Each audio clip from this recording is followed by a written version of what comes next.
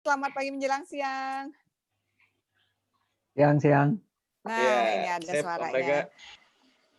Untuk teman-teman yang baru gabung, ada juga yang baru-baru gabung nih, aku ngelihat hampir 50 peserta hari ini, dan juga yang di live FB, nanti mudah-mudahan aku bisa support Om Ebi untuk live Instagram juga. Iya. Kayaknya Keto Fitness nih kayaknya, aduh keren banget deh. Om Rega, Ya, lagi di mana nih? di rumah.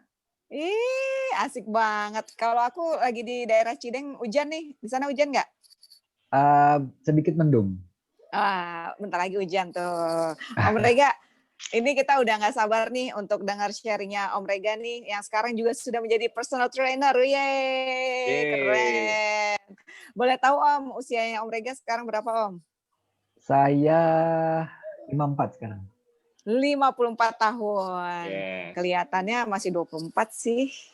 Amin. Om Rega, katanya udah jalan-jalan ke gunung-gunung nih, Cia. Banyak banget nih kayaknya kayak anak-anak pecinta alam zaman SMA nih. Udah dari kapan Om naik gunung Om? Sebetulnya sih saya dari kecil itu suka outdoor. Karena kebetulan bapak saya itu suka jalan-jalan. Jadi saya kebawa dari kecil gitu ya. Di udara terbuka saya suka gitu. Nanti saya akan share. Saya bikin presentasi gitu. Nanti saya share semuanya karena kebetulan Coach Edi ngasih taunya untuk sharing ini cukup lama, jadi saya masih sempat bikin semacam presentasi kecil lah gitu. Iya. Oke, Ini, mudah-mudahan Mbak, nanti teman-teman yang ini ya siap-siap mau naik gunung. Iya, Mbak Sari, aku minta Om Rega sharingnya tuh pada saat kita lagi makan Aceh bareng, Mbak. Oh, pas waktu sama Mas Tio dan Dr. Piprim, Dr. Yusuf ya? Enggak, sebelumnya di Aceh diskonan. Oh, udah lama. Iya, udah lumayan lama. Udah lumayan lama, berarti kayak tiap minggu aja kita mintain jadi narasumber. Om Rega silakan Om, kita mau siap-siap mengumpulkan niat, dana, waktu dan lain-lain untuk bisa ikutan jejaknya Om Rega dan Mbak Nela nih untuk bisa ke IBC di Everest. Silakan nih Om Rega. Oke. Ya, silakan Om Rega. Saya buka PowerPoint-nya. Iya, silakan. Boleh. Bisa kelihatan nggak ya? Bentar. Di klik share Om, langsung share screen. Oke, sebentar.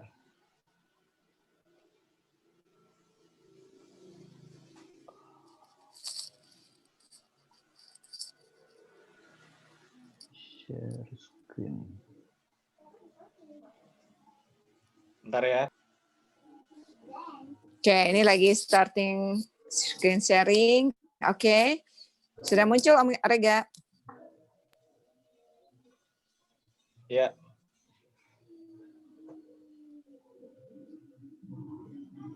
Oke, ready Om? Oke. Udah. Ya, selamat pagi menjelang siang untuk Pagi. teman-teman Keto Warrior dan Keto Fitness di sini. Saya sebetulnya mendadak aja waktu itu diminta sama Coach Ebi ngobrol-ngobrol gitu ya sama beliau untuk saya diminta jadi sharing tentang apa-apa yang sudah pernah saya lakukan gitu.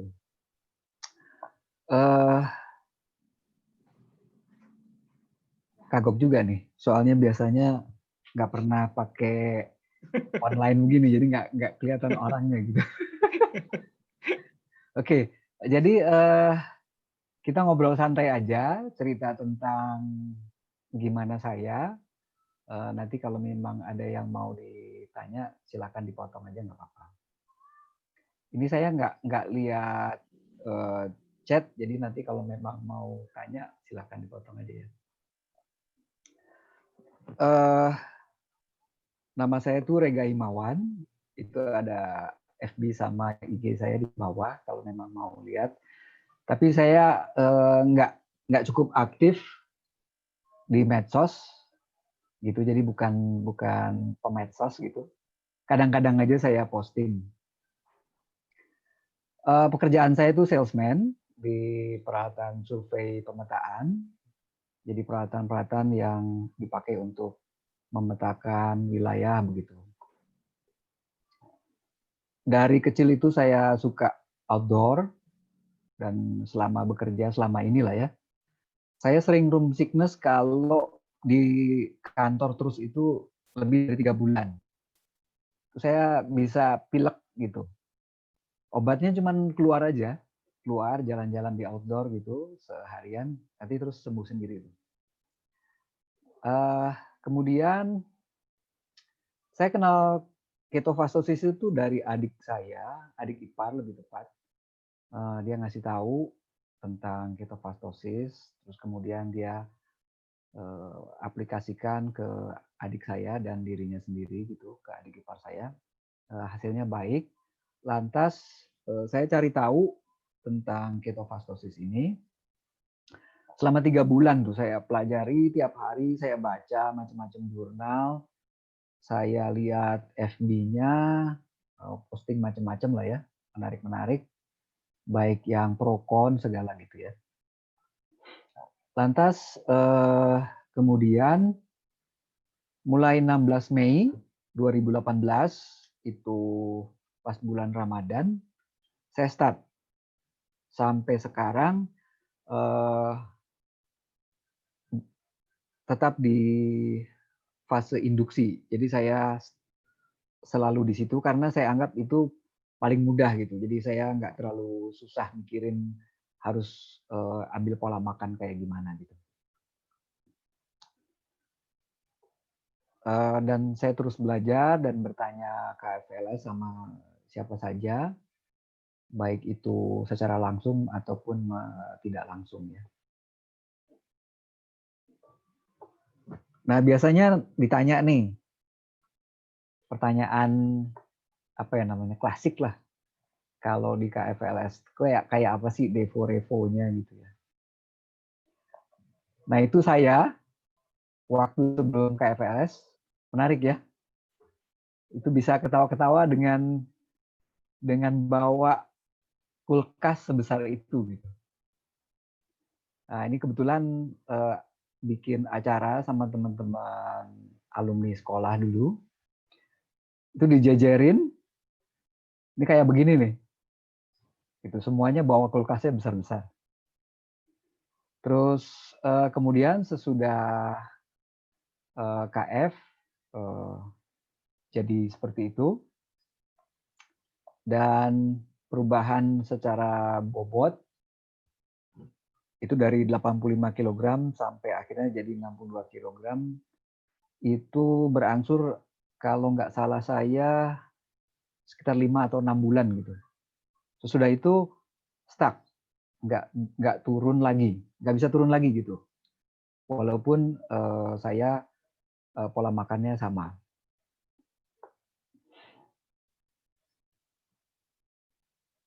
Ini gimana saya sebelum dan sesudahnya gitu ya. Yang dua sebelah kiri ini adalah waktu saya sebelum KF, dan dua yang sebelah kanan ini sesudah KF. Ini kebetulan waktu itu yang merah-merah ini saya pakai apa yang namanya, kaos katakanlah gitu yang sama. Jadi waktu masih sebelum KF, kaos ini memang saya beli agak besar, tapi sesudahnya jadi tambah kedodoran gitu ya. Oke, saya lanjutkan ceritanya ke cerita yang kepingin sama Coach Edi untuk diceritakan ke teman-teman KF Warrior. Ini adalah cerita tentang Revo Trip ya. Ini dilakukan di Swedia. Jadi ada namanya disebut Fjällräven Classic Trip. Ini diadakan tiap tahun, tapi kayaknya tahun ini nggak diadakan karena ini. Di trip ini saya pergi dengan istri saya. Ini ada fotonya nih sebelah kanan. Kami pergi berdua ke sana. Gitu. Nah, apa sih di sana itu apa sih yang disebut dengan Fjällräven Classic? Itu sebetulnya event yang dilakukan sama Fjällräven ini merek alat apa namanya gear untuk mountaineering lah gitu ya. Kalau kita Eiger maksudnya begitu. Nah ini asalnya memang dari Swedia barangnya ini. Jadi dia mendorong orang-orang untuk pergi ke luar ruangan, melakukan aktivitas untuk kesehatan, tapi juga untuk promosi barangnya, kira-kira gitu.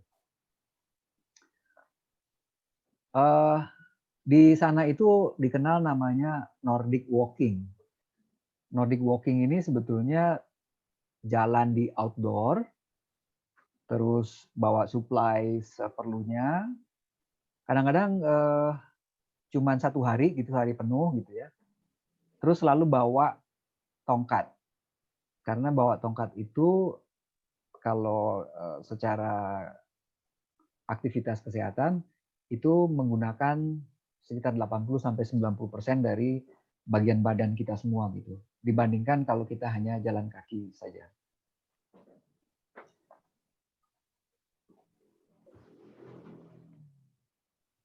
Itu 110 km, jadi jarak tempuhnya itu ada peta di sini. Dari Nikkaluokta sampai ke Abisko itu 110 km dan dibatasi waktunya selama 7 hari maksimum. Ini jadi antara Nikkaluokta sampai Abisko itu ada 7 stasiun sampai terakhir. Dan prinsipnya itu self-sufficient. Self-sufficient itu maksudnya gimana? Semua harus dilakukan sendiri. Jadi tenda bawa sendiri, peralatan masak bawa sendiri, personal gear bawa sendiri. Yang disediain itu hanya gas, butan, sama instant food. Itu disediakan sama mereka. Tapi cilakanya itu makanan karbo. Air minum itu tersedia di alam. Yang menarik, pemerintah Swedia itu memberikan garansi silahkan minum air dimanapun di outdoor, asalkan itu bukan air tergenang, itu pasti sehat. Itu menarik sekali gitu. Jadi kita nggak perlu bawa minum susah-susah gitu, bawa minum sekedarnya aja di botol kecil, terus langsung nanti di mana diperlukan kita tinggal ngambil aja. Nggak perlu dimasak lagi, kecuali kita mau minum yang hangat ya. Ada penaltinya juga gitu. Jadi penaltinya itu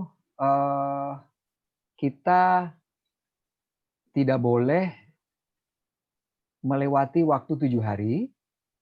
Terus kemudian ada lokasi-lokasi yang di stasiun perhentian itu ada kayak shelternya gitu.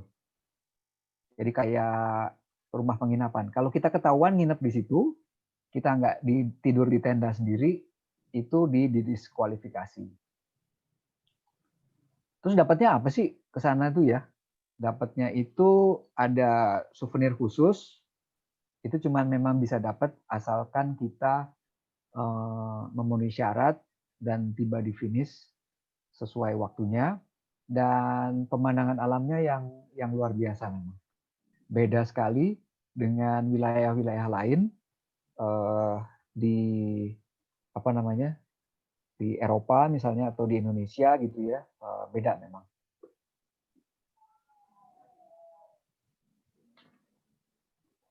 Kemudian gimana persiapan saya waktu itu, karena kan belum pernah ngadepin medan yang kayak begini gitu. Saya ada jalan-jalan sedikit-sedikit di Indonesia, sekitar Indonesia, tapi belum pernah ke medan yang seperti itu. Jadi saya cari tahu sebanyak mungkin lewat internet, tanya teman-teman gitu ya, kayak apa yang pernah pergi ke sana. Yang pertama itu persiapan saya tentang daftar peralatan, karena ini menyangkut volumenya sama bobotnya. Karena semua kan harus dipondong sendiri selama 7 hari 110 km. Jadi semua saya cek dulu, misalnya ini kebetulan tenda yang saya bawa itu kayak gini bentuknya. Ini saya timbang, saya pastikan betul semua barang-barang yang mau dibawa itu beratnya berapa, karena itu harus cukup masuk ke dalam ransel, dan saya mesti cari yang paling ringan, paling efisien gitu ya. Ini cukup makan waktu juga gitu. Dan saya mesti tes gear ini dalam macam-macam kondisi supaya nanti nggak ada masalah. Karena kalau misalnya udah di jalan, udah nggak ada ampun lagi tuh. Udah jadi persoalan besar kalau misalnya gearnya gagal dipakai gitu ya. Dan itu ada kejadian di teman seperjalanan gitu.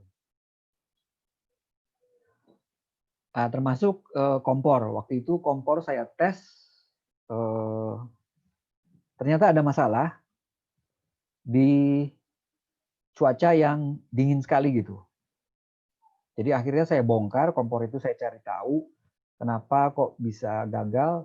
Akhirnya saya perbaiki sendiri, terus sudah berhasil dan sama sekali nggak punya masalah lagi jadinya. Kemudian tentunya logistik ya, logistik pribadi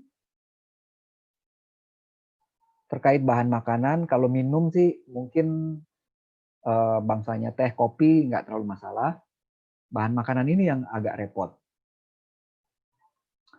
Sampai akhirnya saya berpikir untuk nge-breakdown gitu. Saya butuhnya berapa banyak sih kalori per hari itu. Ini saya bikin tabel sampai kayak begitu. Saya hitung, saya dapatnya dari mana selama makan pagi, waktu break, atau waktu makan siang, atau break lagi, dan dinner itu berapa banyak gitu. Nah, saya mesti berhitung karena perginya rombongan, jadi saya berusaha supaya nggak mengganggu irama perjalanan secara tim gitu ya. Terus kebetulan, Om Rega, ya, maaf, aku potong Om. Ini kan kondisi udah ketosis ya. Jadi udah kalau ketosis. refill-nya Om Rega bawa apa nih? Nanti saya ceritain. Oke, siap. Nah, terus kemudian karena waktu itu ini masih 2018 ya. Jadi kebetulan ada seminar KF di Tangerang. Jadi saya tanya tuh sama Mas Tio. Jadi di sela-sela seminar, saya betul-betul menyempatkan tanya sama Mas Tio. Saya mau lakukan trip begini-begini dalam tempo panjang, gimana ya gitu. Dan karena waktu itu pola pikirnya masih cenderung orang karbo lah gitu ya. Agak terkejut saya waktu itu dikomentarin, tapi itu hal yang apa ya namanya? Kalau kita sudah KF Warrior lama, itu statement yang atau pernyataan yang biasa aja gitu. Tapi buat saya waktu itu masih mengejutkan karena dibilang gini, kulkasnya kan penuh, kok bingung katanya. Jadi itu pernyataan yang biasa gitu ya buat kita KF Warrior. Waktu itu saya dibilangin gitu, iya juga ya, saya baru ngeh gitu sesudah diskusi. Akhirnya saya paham, oh bukan itu yang harus saya perhitungkan rupanya gitu kan. Jadi kemudian yang perlu itu kebutuhan proteinnya yang harus saya perhatikan, karena pada waktu itu saya lakukan perjalanan jauh dan saya butuh memperhatikan, mengembalikan mungkin sel-sel yang kurang bagus. Jadi akhirnya ini nggak saya pakai lagi gitu, nggak saya pakai lagi. Konsentrasinya lebih ke gimana saya mengembalikan protein. Terus tentu saja untuk persiapan saya butuh lakukan trial dulu gitu ya. Nah, trialnya ini dilakukan waktu itu sama teman-teman yang mau berangkat ke acara juga ke Swedia itu, kita coba naik ke Gunung Gede lewat jalur Gunung Putri. Ini waktu itu saya pergi ngajak anak saya yang ini nih yang warna hijau. Terus kemudian ada juga yang di belakang ini teman-teman yang akan berangkat juga. Yang menarik adalah dari sekian banyak teman-teman ini, ada satu yang dia ini bukan nggak biasa mendaki, olahraganya itu dia MTB. Jadi kalau secara bagian organ badan, lowernya dia tuh oke gitu.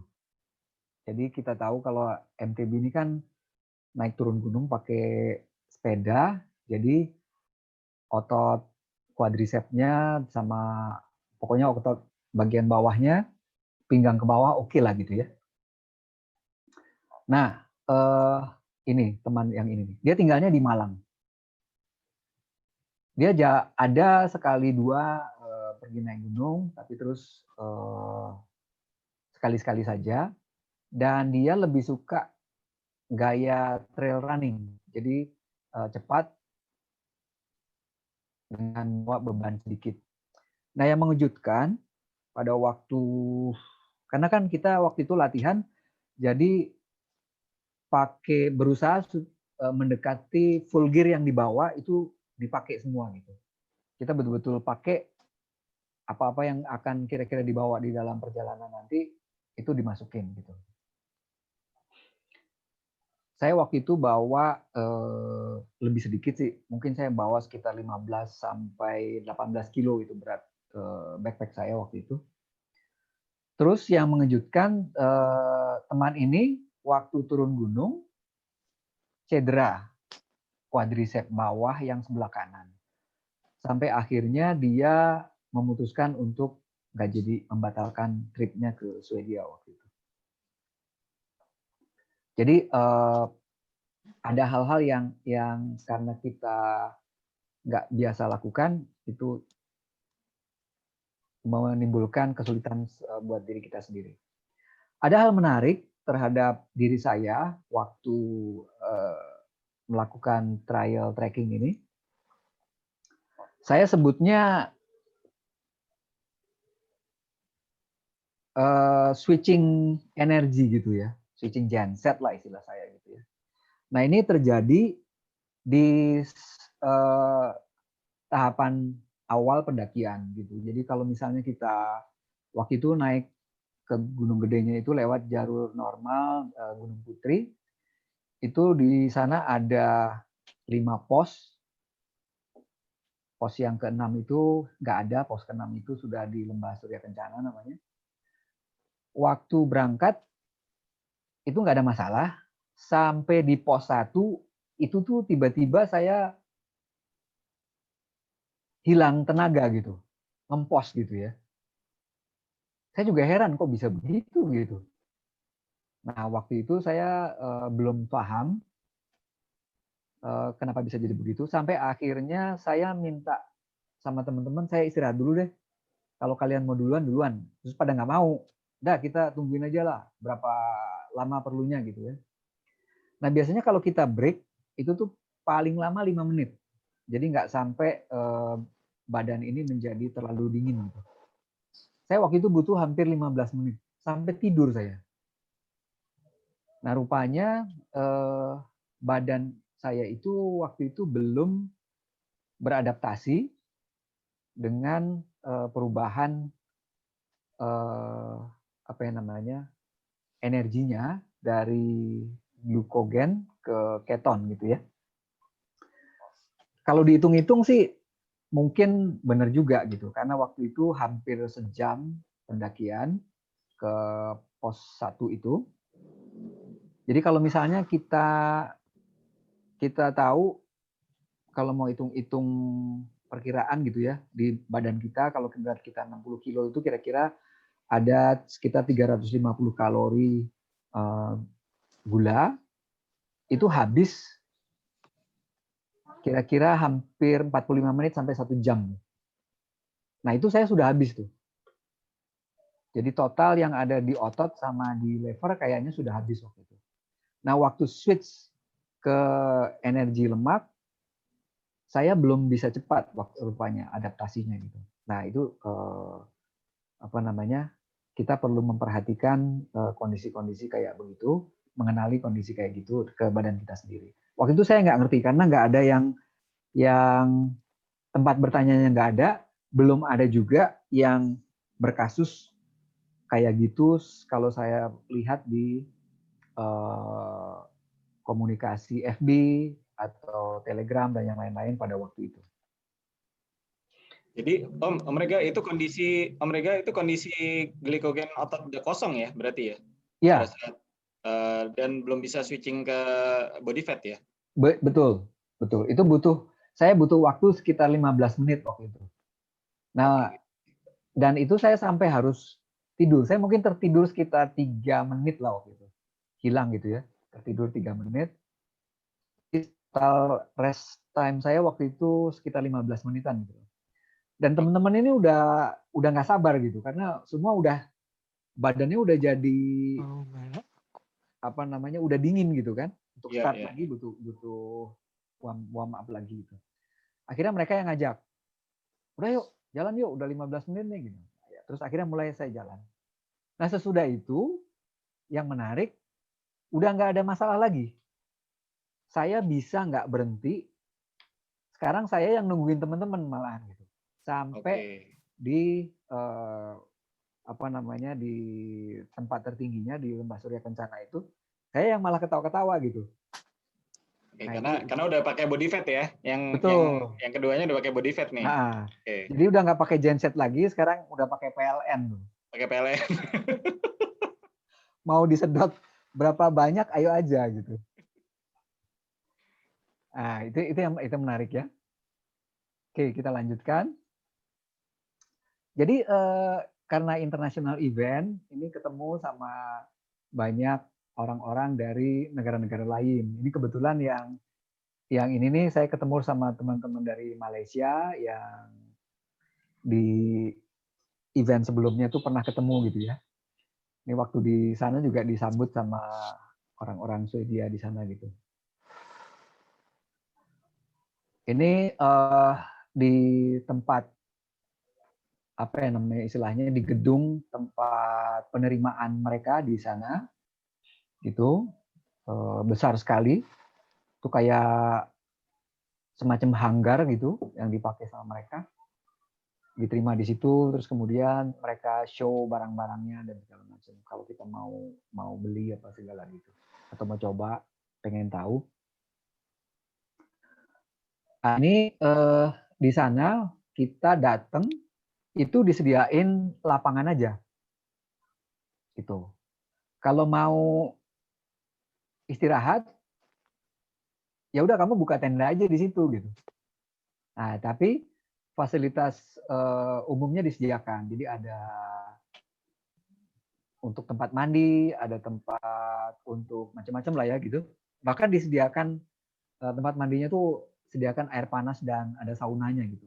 Kalau di sana kan sauna itu barang biasa gitu. Ini teman-teman di Indonesia, dari Indonesia maksud saya yang satu tim, kita berlima termasuk istri saya. Terus waktu itu pas bulan Agustus, jadi sempat upacara bendera juga. Ini istri saya yang berpose di situ. Kita nyanyiin lagu Indonesia Raya segala macam gitu. jadi nasionalis banget lah karena di luar negeri ya. Cinta bangsa negara gitu. Ada yang menarik, tadi sudah saya sampaikan itu ada kita self sufficient, kita mesti mencukupi untuk kebutuhan sendiri. Di sana tuh disediakan makanan instan, kira-kira kayak begini ya. Ini dibuka gitu bungkusnya, tinggal dikasih air mendidih, ditunggu kira-kira 3-5 menit gitu, itu sudah langsung matang, tinggal dimakan. Ini kita mau ngambil berapa saja, sesuka kita aja nih. Terserah aja mau diambil banyak, terus kemudian jenisnya macam-macam. Waktu itu yang keto pastosis hanya saya, istri saya enggak, sampai sekarang istri saya pun enggak KF. Jadi dia ngambil penuh aja. Saya juga ngambil waktu itu untuk disimpan sendiri aja gitu. Nah, akibatnya saya mesti bawa real food yang cukup, selain juga peralatan, perlengkapan sendiri, dan tentu saja karena pergi dengan istri saya, sebagian besar dari peralatan yang dia pakai itu saya yang bawa. Nah, jadilah begini. Di sana itu waktu di tempat start disediakan timbangan kalau mau tahu. Gitu. Jadi waktu itu saya timbang berat totalnya sekitar 23 kilo lah waktu itu. Mungkin sesudah nambah air sedikit hampir 25 kilo lah waktu itu. Jadi itu yang relatif saya bawa-bawa selama hampir 7 hari sepanjang 110 km ya. Nah, perjalanan harian gimana nih gitu? Jalan menyenangkan sebetulnya, lihat-lihat pemandangan gitu ya sambil ngobrol-ngobrol, bisa gitu jalan pelan-pelan gitu. Kira-kira jalan per hari jadi antara tergantung jarak stasiun, tapi antara 10 sampai 15 sampai 17 km hari gitu. Biasanya pagi jam 7 sesudah beres-beres dan makan kita pergi jalan. Waktu di sana, selama di sana saya nggak lakukan fastosisnya, prinsip keto aja yang saya kerjakan. Nah ini sama panitia kita dikasih buku kecil gitu, misalnya kita berangkat dari Nikalokta, terus nanti stasiun berikutnya itu di Kebnekaise.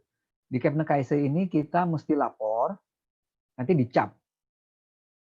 Capnya itu khusus, capnya ini nanti harus komplit di 7 stasiun. Setelah di 7 stasiun komplit, baru kita berhak dapetin souvenirnya gitu.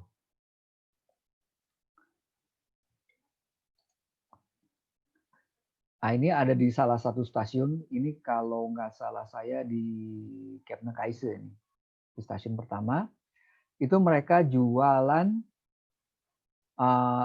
Lapdanalds.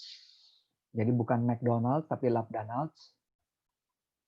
Nah, yang di dalamnya itu semacam burger, tapi dari moose.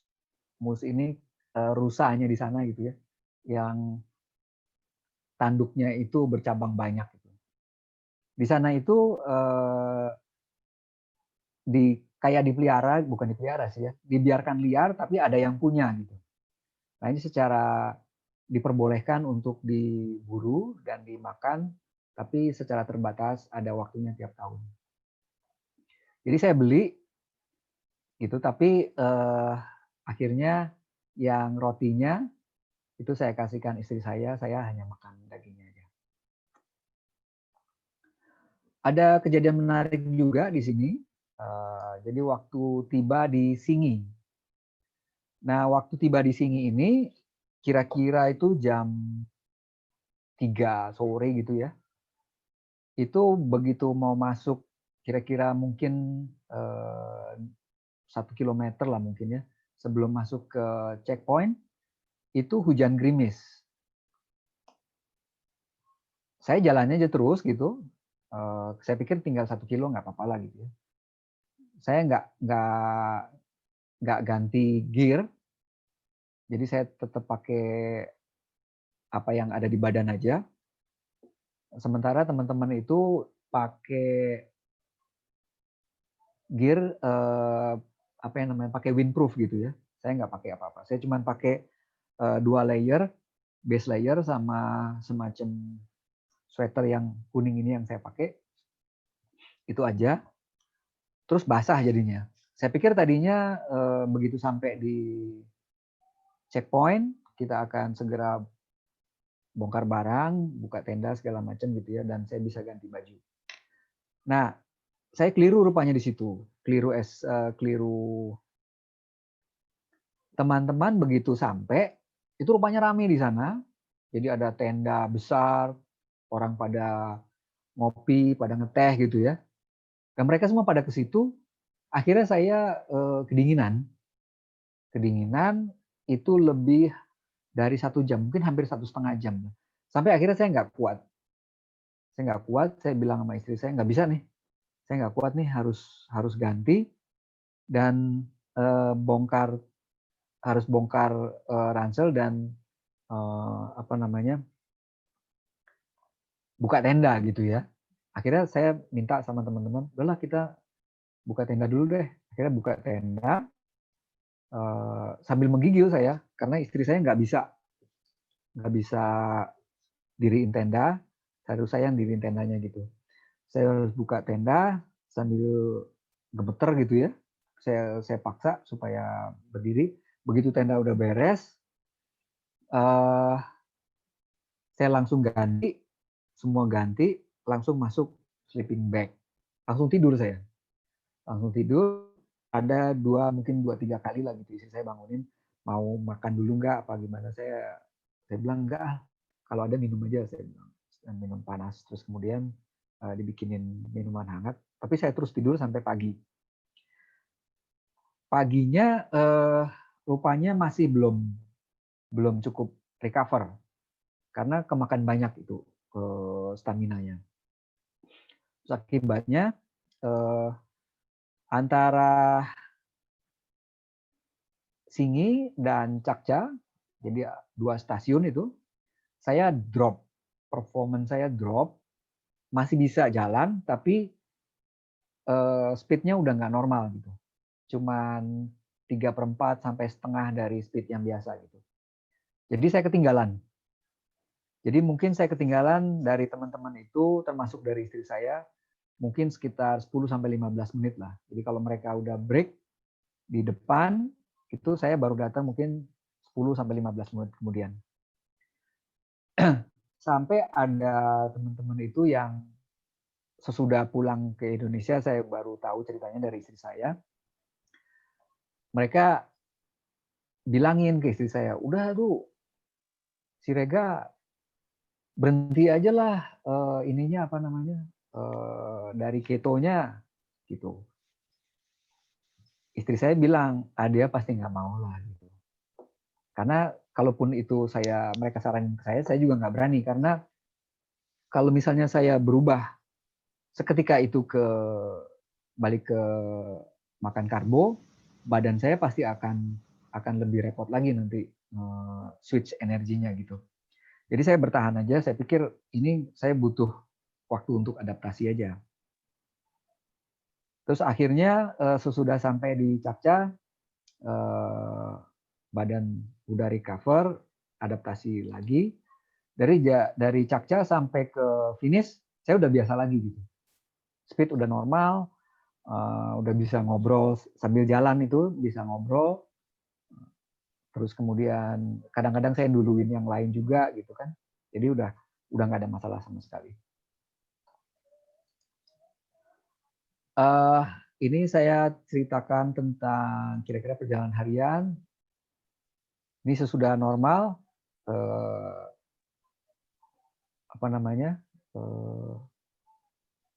kira-kira pemandangannya seperti itu. Dan ini hari-hari, kalau saya masaknya masak sendiri aja nih. Yang lain nggak ikut makan. Jadi saya bawa daging slice gitu juga untuk dimasak di sana.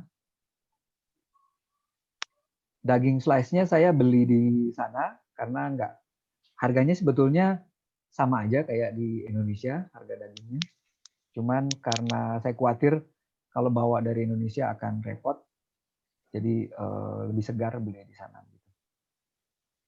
Jadi real foodnya daging slice aja, Om? Ya, daging biasa, daging sapi itu di slice. Oke. Terus paling saya bawa bumbu dari Indonesia. Bumbu bangsanya kayak Royco gitu-gitu ya, untuk perasa sedikit gitu aja. Terus waktu itu saya bawa garam krosok, sama saya bawa tuh garam krosok, VCO, sama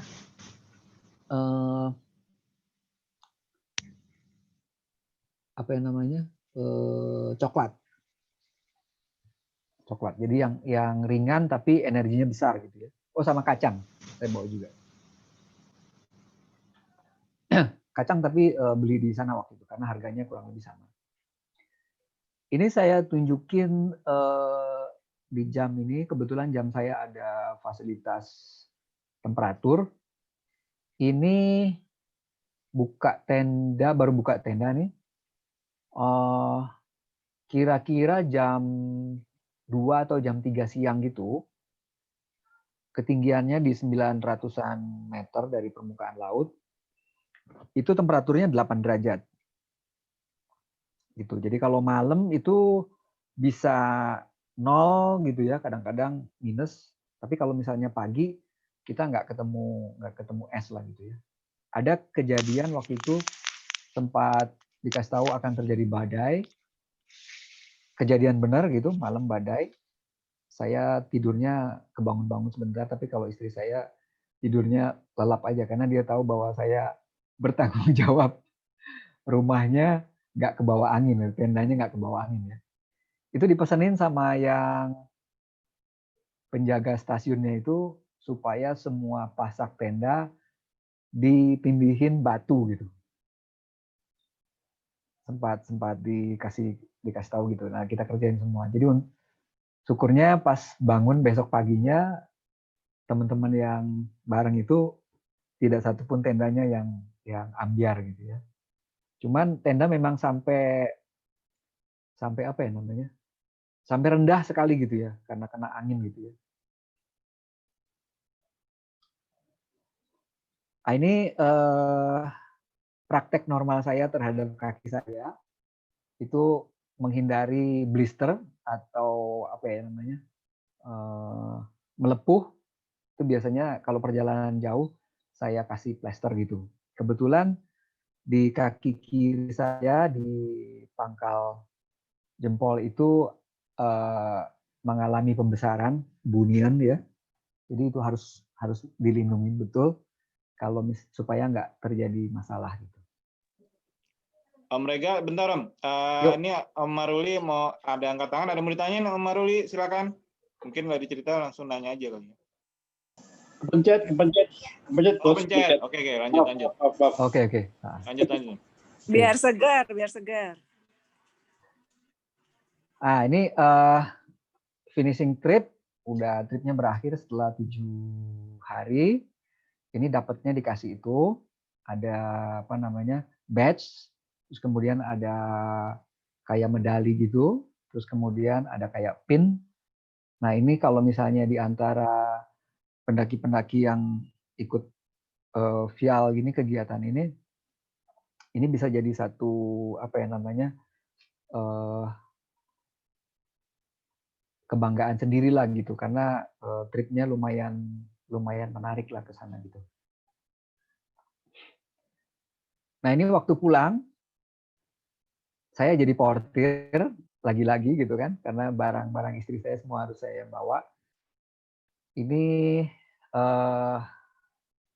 saya masukkan di dalam duffel bag. Jadi kalau saya pergi biasanya saya masukin duffel bag ini. Duffel bagnya lumayan waterproof ini. Total beratnya waktu itu ini hampir 45 atau 48 kilo lah waktu itu. Saya jadi. Ini total 48 kilo Om semua nih. Iya. Wow. Gitu. Karena waktu itu dari stasiun kita menginap di terakhir, jadi terakhir itu menginap, dikasih penginapan gitu ya, gratis. Kita boleh menginap situ sehari.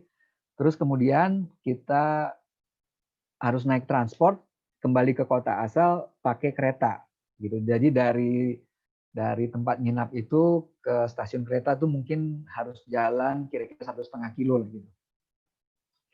Nah, jadilah saya portir gitu ya. Istri saya di depan. Seru juga. Nah, dari trip ini saya bikin catatan lah ya gitu buat KFLS Warrior. Dan ini kebetulan saya dapat foto yang pas. Memang KF Warrior itu not for everyone lah gitu. Not for everyone. Ini kalau yang suka sepak bola, logo ini mestinya tahu ada di mana gitu. Dan salah satu motonya mereka memang not for everyone kebetulan gitu. Jadi saya pakai aja sekalian di sini. Jadi dari trip itu dan saya terapkan terus sampai sekarang, pembelajaran yang saya dapatkan itu adalah yang pertama tuh kita perlu jaga 5 pilar sebaik mungkin. Kemudian kenali badan sendiri dengan baik. Ini sangat unik karena kita masing-masing ini kan berbeda-beda ya. Dari lahir dikasih asupan yang berbeda-beda dengan pola hidup yang berbeda-beda. Jadi kita perlu kenali badan sendiri dengan baik dan saya cenderung menghargai bagaimana badan orang lain itu sebagai tidak sama dengan badan saya. Jadi saya nggak bisa berkomentar terlalu jauh kalau untuk saya pribadi tentang orang lain karena saya nggak tahu gitu sejarah dia sebetulnya dulunya kayak apa. Lantas saya selalu mengantisipasi sedetil mungkin saya butuh untuk diri sendiri itu apa sih gitu ya. Saya mesti setelah kenali badan sendiri saya harus mengantisipasi saya butuhnya apa sebetulnya gitu. Lantas kalau saya biasanya lakukan mental persiapan dan fisik sebaik yang saya bisa gitu. Jadi nggak sekedarnya gitu. Kalau memang perkiraan saya akan mengangkat beban misalnya waktu itu 20 kilo lebih ya. Ya saya berusaha untuk latihan dengan mendekati itulah gitu. Berusaha gitu. Jadi paling nggak mengenalkan ke badan, oh nanti akan sedemikian itu bobot yang akan saya tanggung gitu. Kemudiannya makin kesini gitu saya tahu bahwa kita perlu memberikan stres fisik, bukan psikis ya, bukan secara psikis tapi secara fisik ke badan agar cepat beradaptasi kalau nanti dibutuhkan. Kita nggak pernah tahu kapan kita butuh badan kita dikenai beban yang berat seperti apa gitu. Tetapi mesti berangsur dan terukur gitu. Kayak seperti yang selalu diingatkan sama Coach Ebi, kalau kita mau latihan beban atau latihan resistance band itu kan juga berangsur-angsur gitu dan terukur. Jangan nggak kira-kira gitu, itu berbahaya. Kemudian kita perlu gali informasi terkait lifestyle kita ini via internet banyak, baca yang banyak gitu. Saya lakukan itu dan diskusi. Tetapi kalau buat saya, kita diskusi dan konsultasi itu untuk pemahaman. bukan untuk cari pembenaran atas apa yang kita lakukan gitu. Jadi betul-betul untuk lakukan penggalian sehingga kita paham. Karena sebetulnya kalau kita paham, kita akan lebih patuh, tetapi ngerti gitu ya dengan gitu. Itu yang bisa saya share tentang perjalanan ini. Terus kemudian Revo Trips, kebetulan sempat juga saya ke beberapa tempat. Ini kebetulan waktu ke Fujiyama. Waktu itu saya sempat ke Semeru juga. Ini ada acara Vial Raven Discovery. Ini acaranya di Indonesia, di Gunung Bromo, di Taman Nasional Gunung Bromo. Ini muterin kaldera Gunung Bromo itu kira-kira hampir 60 km selama 3 hari waktu itu. Ini pergi dengan istri saya juga. Terus ini waktu ke Gunung Raung sama teman-teman. Gunung Raung ini menarik karena kalau secara mountaineering derajat technicality-nya ini termasuk yang paling tinggi di Indonesia. Lebih tinggi sedikit dibandingin di Kartens malahan gitu. Di Kartens ada salju aja tapi. Saya termasuk yang zaman dulunya itu ikut kayak latihan-latihan lah gitu ya. Jadi old style, prinsip yang ditekankan itu ini. Take nothing but picture, leave nothing but footprint, sampai akhirnya dikasih joke, eat nothing but shit gitu ya. Sampai segitunya gitu. Nah ini saya masih terapkan sampai sekarang. Saya kasih tahu ke anak-anak saya yang satu yang masih suka outdoor gitu ya. Saya terapkan. Jadi saya cuman ngambil foto kenang-kenangan dan di rumah sebagai kenang-kenangan saya bikin kayak gini gitu. Ini beberapa yang buat kenang-kenangan saya aja sendiri. Saya tempel di rumah beberapa gunung yang sudah saya pergi gitu ya.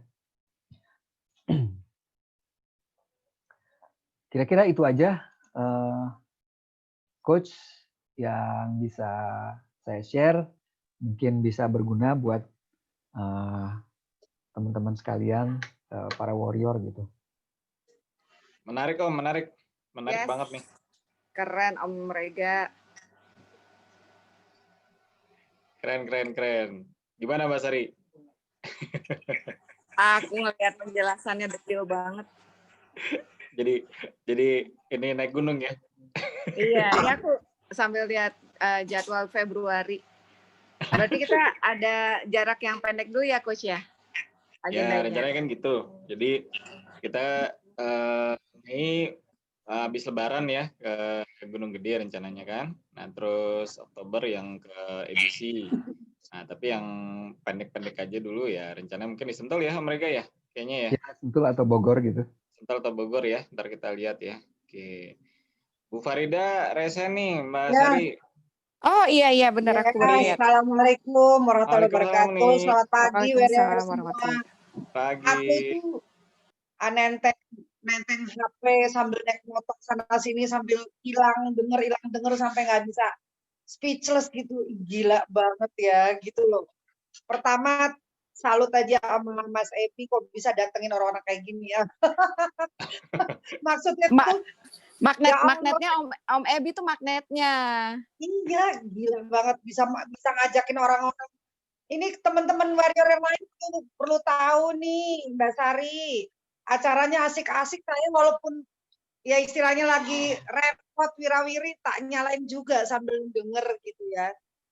Dan Mas Rega, ya Allah saya speechless aja gitu. Ya, gak bisa ngomong apa-apa. Mau bilang hebat itu kata hebat itu kayaknya kurang deh ngomong hebat gitu ya. Jadi malu saya. Mas Rega, saya dulu waktu mahasiswa sih pernah mencapai Gunung Merapi gitu. Zaman itu sih ngerasanya hebat banget saat itu. Kenapa? Karena orang-orang bule kalau lihat anak-anak atau mahasiswa Jogja atau orang-orang Jogja lah ya, orang Indonesia itu kalau naik ke atas itu mereka bilang very crazy, crazy. Karena kita nggak pegang apa-apa itu kan kalau di posko berapa yang sudah hampir puncak itu kan cuma batu-batu doang tuh. Ya, ya, Itu betul. benar-benar yang setiap yang kita pijak lepas kita jatuh ke bawah gitu kan. Itu Betul. mau mendekati puncaknya itu di Gunung Merapi. Mungkin tidak terlalu tinggi dibandingkan naik gunung 3 yang langkah lain. turun 5 langkah tuh. Ya, gimana? Naik 3 langkah turun 5 langkah. Iya betul. Dulu tuh saya ingat bisa sampai puncak tuh sampai nangis, kita semua berpelukan nangis karena gitu loh. Nah, sekarang udah umur 56, ini maaf nih kedengaran sedikit pesimis. Saya habis kecelakaan, ngedenger gitu tuh ada perasaan sedih. Masih bisa nggak ya gitu loh. Terus saya sudah pernah kena serangan jantung juga. Terakhir-terakhir ini dada saya juga suka nyeri. Terus lihat kayak gini tuh kayak dengerin tadi tuh kok kayak Menara Gading, mungkin nggak sih bisa Mas? Maksudnya bisa itu yang ikut Sentul aja kan rasanya agak pesimis. Saya kuat nggak ya nggak ya? Karena ya kurang olahraga dan sebagainya. Gimana ini ya Mas Ebi gitu loh. Masih bisa optimis dikit nggak ya gitu. Gimana tuh mereka? Coba mereka yang bisa menganalisa dong. Bisa. Saya yakin bisa. Hanya saja kita mesti tahu, tadi sempat ada catatan saya sedikit di situ, kita butuh untuk pertama kenali kita sendiri. Tadi kan Bu Farida bilang ada sejarah ini itu segala macam ya. Betul. Kita perlu ukur, jadi kita tahu diri ya. Betul, betul. Kita membebani badan kita itu secara perlahan-lahan. Saya sebetulnya kalau dibilang wah udah tua nggak bisa ngapa-ngapain, saya nggak percaya sama sekali gitu. Saya lihat ada teman saya dokter, kalau yang tinggalnya di Madiun dan Surabaya mungkin tahu itu, dokter ahli kandungan, umurnya sekarang mestinya 72. Masya Allah. Itu saya ketemu sama dia 2 tahun yang lalu, naik bareng ke Gunung Lawu di Jawa Timur. Dia merayakan pendakian dia ke Gunung Lawu yang ke-50. Gitu. Jadi dia pernah jadi macam-macam lah, karena dokter dia pernah jadi dokter tim pendakian Indonesia ke Kartens segala macam gitu ya. Dan beberapa gunung lain. Tapi saya punya teman juga yang daki bareng gitu ya. Umurnya waktu saya masih 50 itu dia sudah 62 gitu. Jadi nggak ada tuh kalau menurut saya gitu. Yang ada sebetulnya kita harus bisa ngukur badan sendiri aja. Latihannya tentu beda sama remaja atau misalnya anak kita gitu ya. Kalau kita harus mulai dari pelan-pelan gitu ya. Gitu. Nah yang menarik, tadi saya ada cerita di awal itu ada namanya Nordic Walking. Itu kalau di Norway atau di Norwegia sana, di negara Skandinavia, orang-orang sampai umur 80-90 itu kegiatannya itu. Jadi pergi ke outdoor, terus jalan di udara terbuka, sesuai dengan iramanya mereka gitu. Kalau dia bisanya pelan ya pelan, kalau dia bisa cepat ya cepat gitu ya. Saya ketemu waktu lagi trip di Swedia Fjällräven itu, kira-kira umurnya 70 tahun, ibu-ibu, itu speednya lebih cepat 1,5 kali daripada rombongan kami lah waktu itu gitu. Jadi sampai heran gitu, ih keren ya, nenek-nenek itu jalan cepet bener gitu. Ya memang tapi dia nggak bawa beban karena dia hanya ke beberapa stasiun awal aja terus dia balik lagi gitu ya. Tapi itu menarik gitu. Nordic Walking itu sebetulnya ada sedikit berbeda dengan cara jalan yang kita kalau di sini. Kalau kita jalan naik gunung di sini kan lenggang kangkung ya, ada beban di pundak. Kalau di sana itu mereka selalu pakai trekking pole gitu. Selain untuk keseimbangan, itu rupanya juga untuk menambah porsi badan yang bergerak gitu. Jadi saya pernah baca, kalau kita lenggang kangkung, itu kita cuma pakai 50-60% bagian badan. Tapi kalau kita pakai trekking pole, itu bisa sampai 80-90% bagian badan kita tuh bergerak gitu. Otot yang digunakan maksudnya, Om ya? Iya, betul Coach. Oke. Gitu. Jadi mungkin bisa dilihat di YouTube Nordic Walking, itu nanti saya kira banyak apa namanya? Nordic Walking. Nordic, NOR Delta India Charlie. No, Nordic Walking. Nordic Mbak, ini aku tulisin Mbak. Ya udah. Terus tadi Mas Rega ada kata-kata yang ingin saya garis bawahi tadi. Saya pikir itu penting banget buat warrior itu adalah penting tubuh diberikan stres itu, karena kan ini lagi rame nih, lagi rame-ramenya. Nah, apakah tadi ketika Mas Rega menyampaikan ternyata gitu ada kesimpulan yang diambil Mas Rega, ternyata penting sekali tubuh diberikan stres, bukan jiwa yang stres ya, tapi betul. tubuh Fisik. gitu. Dan itu betul-betul memang terasa ya Mas ya, sama Mas Rega, bahwa teruji bahwa memang it's worth it gitu ya. Latihan stres tubuh itu. Iya, betul. Jadi tahan banting mungkin ya Om Rega maksudnya ya. Tubuhnya yang stres. Iya, betul. Fisik. Problem kita ini kan secara umum lah ya saya ngomong ya. Sesudah kita umur 45, biasanya tuh kan kita lebih sedentary life gitu. Nah itu ya sebetulnya mungkin orang-orang di sekeliling kita, saya lihat juga di keluarga kita, saya gitu ya, itu sayang sama kita. Tapi itu sebetulnya berbahaya gitu. Waktu kita misalnya dinasihatin, wah kurangin protein sama segala macam, itu kan juga berbahaya sebetulnya. Karena materi atau bahan untuk menggantikan sel-sel yang rusak itu kan justru datang dari protein. Tapi kalau kita proteinnya dikurangin, wah repot itu. Jadi saya sih lihat kemarin juga waktu ada kumpul dengan Coach Aderai, itu dia cerita ada namanya Pak Tepong, dia baru mulai latihan beban di umur 60 bahkan.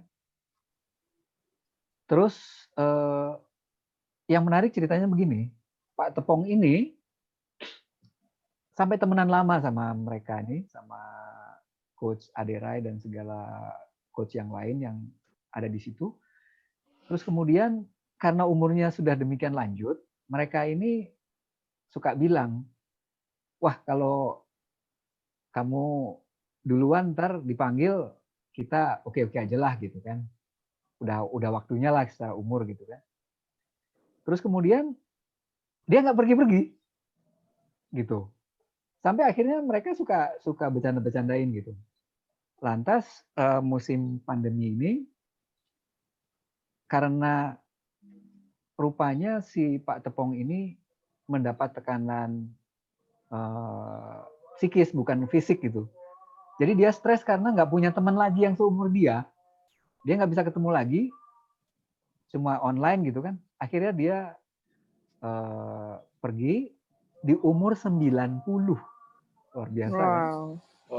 Di umur 90. Jadi waktu itu Coach Adera yang bilang, sesudah dia pergi, kita malah nggak percaya. Aduh, kok dia pergi ya? Udah selama ini temenan sama kita gitu. Nah gitu. Ya. Tapi pada intinya Mbak Farida nggak usah khawatir gitu. Yang penting kita latihan pelan-pelan, bebanin badannya sesuai dengan ukuran yang kita bisa terima gitu ya. Dan kayaknya menjadi satu ikhtiar ya, kalau kita Betul. mempunyai goal atau Nah, tujuan, aku kayaknya tertantang untuk membuktikan diriku naik kemana gitu ya, tujuan satu aja gitu. Itu malah betul. membuat satu modul baru gaya hidup. Oh berarti aku harus latih ini, oh aku harus berarti begini, aku harus. Kayaknya gitu ya Mbak Sari. Nah, Iya gitu. betul, betul. Ada Jadi, destinasi yang Mbak, jadi direncanakan. ada Ya, tujuannya destinasi. gitu loh Mbak. Ada target. Ada target, betul. Nah, Iya. aku sukanya nih Mbak Farida ketika kita barengan di keluarga Keto Fitness, kita tuh kayak naik level. Nggak cuma memikir asupan doang, tapi kita memikirkan kapan istirahat, kapan makan sesuai dengan demand energi yang kita butuhin, dan ketemu teman-teman yang menginspirasi supaya kita bisa lebih daripada kita yang kemarin gitu. Betul, ini penting nih, betul di Keto Fitness tuh gitu. Kalau cuma di Keto Sosis biasa aja kan makan, cuma tantangan makan doang nih. Kalau ini tantangannya lebih tinggi lagi ya, challenging gitu loh. Iya. Makanya Karena kan gini, kalau terutama kalau misalnya dalam kategori trekking nih kayak tadi sharingnya Om Rega adalah ya trekking ini kan termasuk juga menggunakan otot ya mereka ya. Jadi bukan hanya cuma jalan ya, karena bawa backpack ya, bawa apalagi tadi Om Rega bawa sampai 48 kilo. itu kalau misalnya ototnya gak dilatih juga bisa kemeng-kemeng. orang tadi ngebayangin Om Edi Suwardi ngangkat kursi 25 kilo aja mikir gitu kan. Ini backpack 48 kilo. Itu persiapannya nggak tiba-tiba, itu pasti ada proses. Adventurer sejati, beliau mah. Ini adventurer bener itu udah. Kayaknya kalau Mbak Farida mesti di-trigger lagi tuh, jiwa adventure. Iya. Katanya mereka biasanya kalau apalagi kalau Bu Farida udah pernah naik gunung kan biasanya sisi udah tahu rasanya kan udah ada. Udah tahu rasanya. Tapi itu mah yang sampai puncak baru sekali itu mah dulu. Tapi kan udah pernah. Kan udah Cuma pernah, Mbak. Cuma backpackeran aja. Sering backpackeran tuh maksudnya saya senangnya sebetulnya jalan misalnya ke Kamboja, ke Vietnam, itu kan jalan kaki sendiri Mas. Masa jalan kaki tuh lebih senang naik darat, naik bus, naik kereta, jalan kaki, kayak gitu. Cuma udah hampir 4 tahun juga nih, nggak jalan Mas, sedentary terus ini Mas. Iya. Mbak Sari. Ya, berarti memang sekarang ini sedang terpicu dan udah kepo. Kayaknya udah jadi panas ya. Nah, udah mulai dipanasin. Mudah-mudahan nanti bisa bareng. Oke. Sentul, paling nggak Sentul dulu ya. Yes. Iya. Sentul jalan berapa kilo itu? Nggak terlalu jauh lah, mungkin paling jauh 3 kilo, 5 kilo aja. Oh, aku hanya khawatir jangan sampai aku ditunggu orang itu menekan perasaan loh. Kita di belakang gitu kan, pengalaman yang dulu naik Pangrango sebagainya, ketika kita ditungguin kan rasanya nggak enak kan Mas, karena paling belakang jalannya. Gitu. Nggak apa-apa, saya juga dulu kalau jalan juga sering paling belakang saya. Jangan terlalu paling belakang soalnya ngejagain yang lain ya. Karena saya percaya gitu, kita kan nggak lagi balapan ya, kita sedang berdiskusi dengan diri sendiri sebetulnya kan. Ya, cuma kan nggak enak sama tim. Ketika mereka menungguin orang yang paling terlama itu kan nggak enak kok Mas. Saya biasanya ngomong, jadi paling ada kalau di tim biasanya ada tim sweepernya kan. Oke. Jadi paling kalau saya ngomong, udahlah gua aja sweeper gitu kan. Jadi saya di paling belakang. Om Rega udah siap jadi sweeper. Iya. Saya sweeper aja deh gitu. Jadi kalau Om Ebi kan di depan ya. Nah, nanti kita tinggal Dora petualangnya aja, Uni. Mbak Sari, kalau yang di depan tuh yang udah pernah, Mbak. Aku aja belum pernah, Mbak. Tapi buat bocoran nih, Uni, ternyata istrinya Om Ebi juga seorang pecinta alam dan pernah naik gunung. Aduh, jadi tambah minder ini, tambah minder. Bukan, Dulu, bukan dulu berarti Mbak. Sekarang mah udah berarti karbo, udah gendut. Om Ebi sekarang pun sebenarnya nggak mau kalah sama istrinya. Oh, wow, keren. Ini Mbak Sari, apa namanya itu, kalau sudah punya pengalaman naik ya, minimal itu sudah punya memori, sudah punya teknik, sudah punya ini. Untuk mengulang, ya cuma perlu latihan aja. Nggak Betul. begitu berat, nggak susah gitu. Ya justru yang belum pernah ini, naik gunung tuh kayak apa sih? Gimana sih? Kan gitu. Apalagi Babe ini, Babe, wah hebat-hebat deh. Kalian semua hebat-hebat. Berarti Uni nanti bisa coba ikut latihan Zoom rutin sama Coach Ebi dan teman-teman KF Warrior.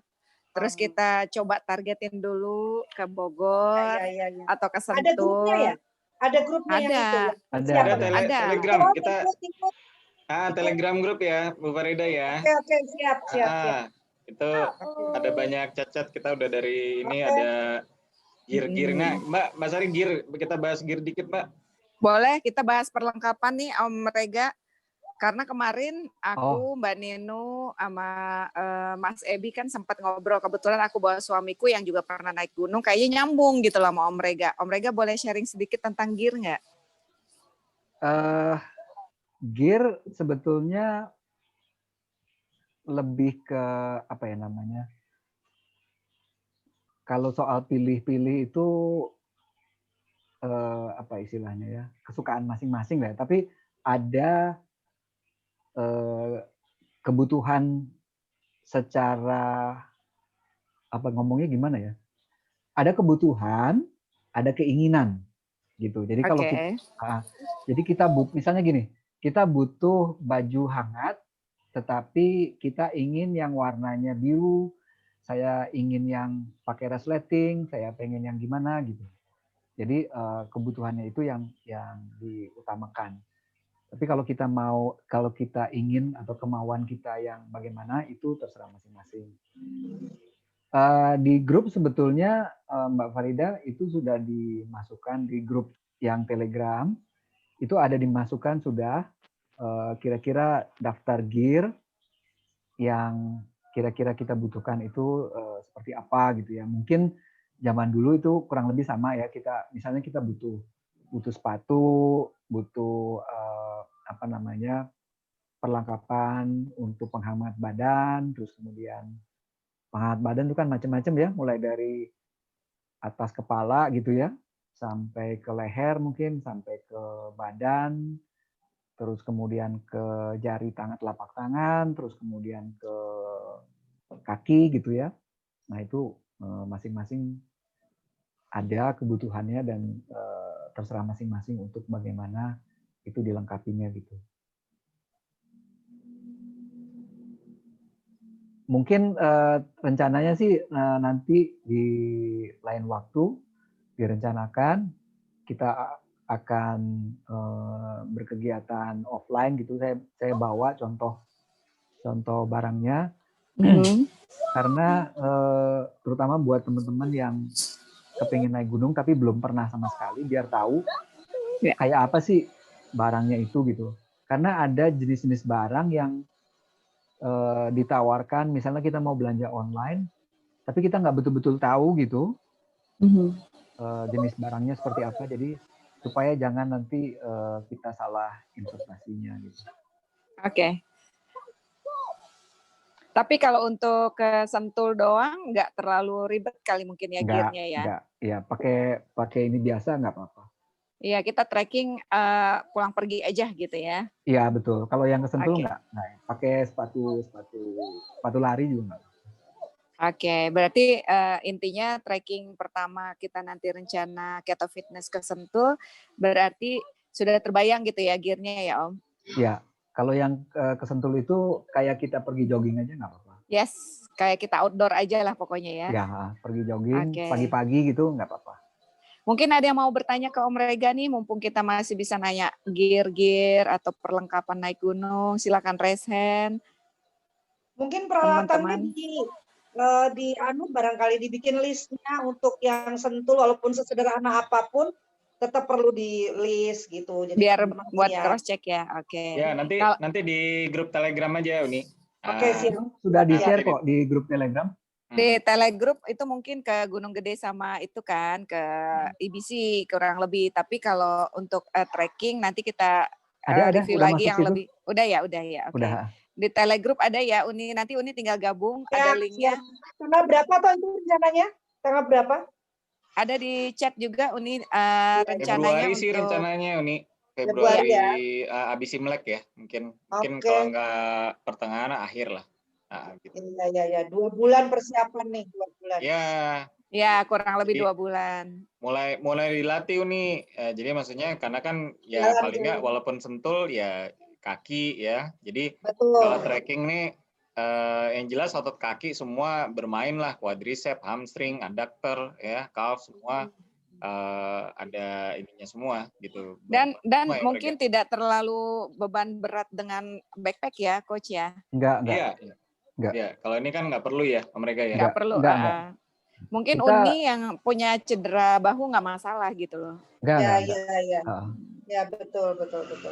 Kalau Nordic misalnya gitu. persiapannya cukup, nanti kita lihat perkembangannya. Bahkan sebetulnya kalau sampai ke Gunung Gede kan masih 4 bulan lagi lah kira-kira ya. Kalau dikira-kira sudah cukup kuat, sebetulnya kan pakai porter aja nggak apa-apa. Oh iya, oke. Saya sebetulnya ada beberapa video pendakian ke Gunung Gede waktu itu, karena pergi waktu itu sama istri saya, jadi saya videoin dia gitu. Kalau sekiranya mau di share, saya bisa share sih di sini beberapa di antaranya. Boleh, berapa boleh. durasi? Waktunya kan nggak terlalu lama biasanya. Enggak. Boleh. Ada beberapa dan cuman paling 1 menit masing-masing. Gitu. Boleh Om Rega. Soalnya gini Om, sama kayak aku pertanyaannya. Kalau misalnya kemarin tuh nginep gitu ya untuk naik gunung. Kalau perempuan kan lebih banyak pernak-pernik.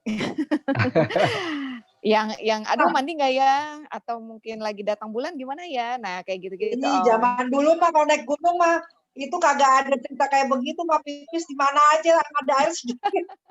Ya betul. Dengan sampai sekarang masih gitu kok. Kalau lagi naik gunung mah. Masih gitu Mbak Farida. Kondisinya masih gitu nih. Iya, zaman dulu naik gunung begitu. Ya di mana tempat kalau memang udah butuh banget BAB, ya korek-korek tanah lah. Terus timbun-timbun. Betul itu. Betul. Pokoknya survival. Betul. Saya share screen ya Coach ya.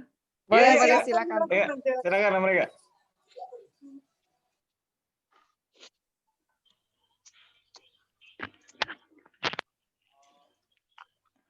Sambil nungguin. Kita yang penting itu diniatkan dulu, dicoba dulu. Nanti kan ada evaluasi mana yang kurang, ya kita bisa perbaiki. Nggak selalu segala sesuatunya sulit. Ya monggo Mas Rega, kalau dia videonya sudah siap, nggak apa-apa di ini. Ya. Top, Marco top. Benar Babe. Videonya pendek-pendek aja. Ini waktu start dari bawah nih. Masih banyak rame. Waktu itu ini 2019 kayaknya. Belum keluar Om. Oh, belum keluar. Di share screen dulu. Mereka. Kalau ada suara jangan lupa share audio. Kalau ada suara ada audio apa gitu ya Mas Ari? Iya, audio share. Nah, ini ada nih. Ini baru PowerPoint. Kalau ada suaranya harus klik audio share juga.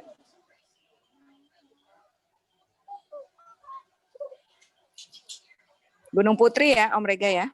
Iya, Gunung Putri. Oh, ini Gunung Putri ya? Ini udah kelihatan?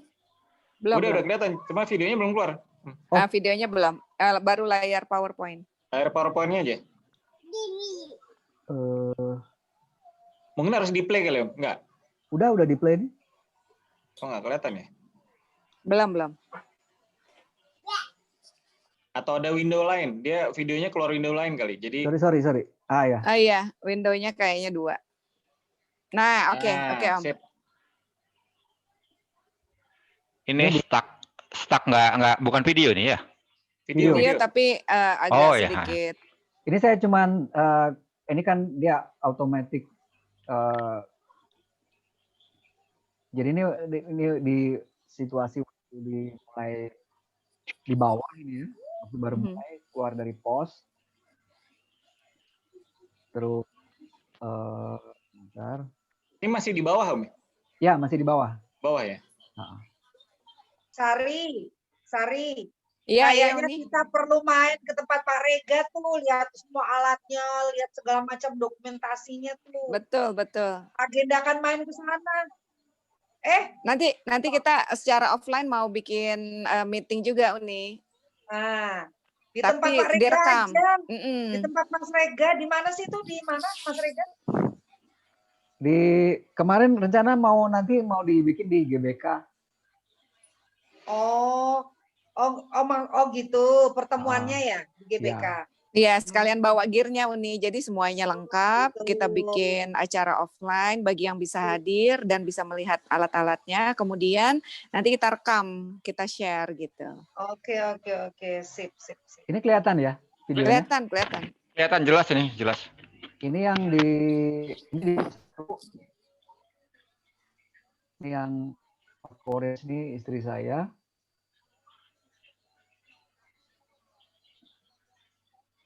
Jadi kalau dibuka rame sekali itu di sana. Kalau pas musim pendakian.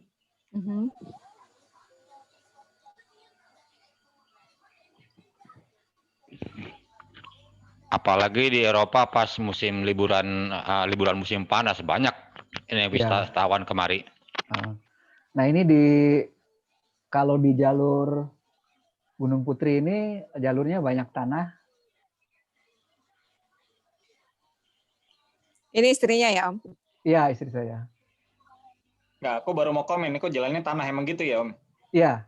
Nah, kalau yang di Gunung Putri dia agak lebih terjal dan tanah dia.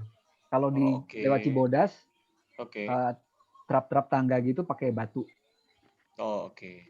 Ya, aku udah pernah naik yang dari Cibodas ke Gunung Gede, ke Pangrango juga udah, Mas. Memang tapi dulu ya, 20 tahun yang lalu, Mas. 20 tahun yang lalu. Doai, aku ya tahun 80 naik ke Gunung Gede. Berarti kalau nanti jadwalnya Februari kita ke Sentul, Mei ke Gunung Gede, insya Allah Oktober ke Nepal, berarti tiap 2 bulan ketemu sama Babe Sidik dong ya? Iya. Ya Babe ya? Yup, betul, insya Allah. Asik, insya Allah semuanya sehat dimudahkan, amin. Amin ya robbal alamin. Ini sampai di pos 3. Gitu. Ramai banget kalau lagi musim pendakian. Nah kalau, ini Gunung Gede ya, kalau Mei kira-kira gimana ya mereka ya? Juga paling. Kondisi pandemi ini gimana kondisinya sekarang? Tapi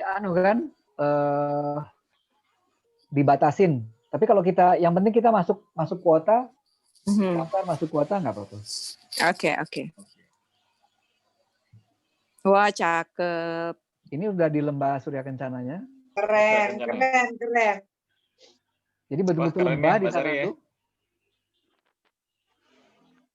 Asik banget ya. Ini sudah mengalami banyak sekali perubahan dibandingkan misalnya 15-20 tahun yang lalu. Ini kok kayak gundul ya, Mas? Kok kayak gundul gitu? Betul, Mbak.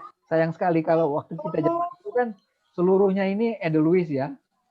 Betul, makanya kok seperti itu ya sekarang ya. Ini sekarang, Mas? Sekarang ya. Ya Allah. Jadi karena ini perubahan cuaca kan, climate change jadi begitu.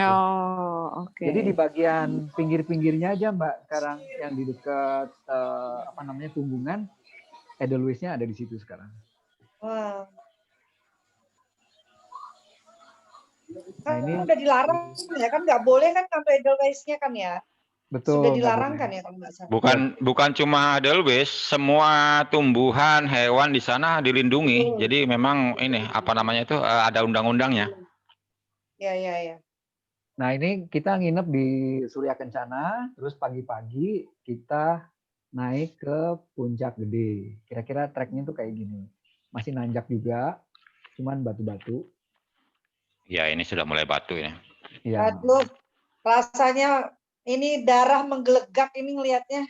Waduh, gawat Bu Farida. Jiwa muda Waduh, gejolak lupa. darah muda. CLBK Kalau tuh, 56 CLBK Gunung. tahun loh, lupa rasanya lihat itu. CLBK ya Mbak. CLBK. Wow. Justru yang begini nih membangkitkan semangat, lupa penyakit, lupa apa, Betul. makin sehat Iya, aja. betul. Ya Allah. Betul. Jadi kalau Aku- karena kita bertarget, jadi kita semangat latihannya kan. Betul, ya. Ya benar mereka kalau udah ada target gini kan semangat juga nih. Iya, benar. Kalau dari dalam hati dan lubuk terdalamnya Coach Ebi mah, aduh bini gue udah, gue belum. Nah ini kalau Mbak Farida ingat, ini sudah di puncak. Oh. Ini puncak ya? Puncak ke mereka nih? Ya, ini summitnya gede. Oh, oke. Sudah Keren. Jadi berbeda puncaknya juga ya. tanah-tanah Nah, ini gitu sudah ya? berbeda ya. Ya, dia bibir apa namanya? Bibir kawah gitu. Iya. Nah di sebelah kiri, yang sebelah kiri itu Pangrango.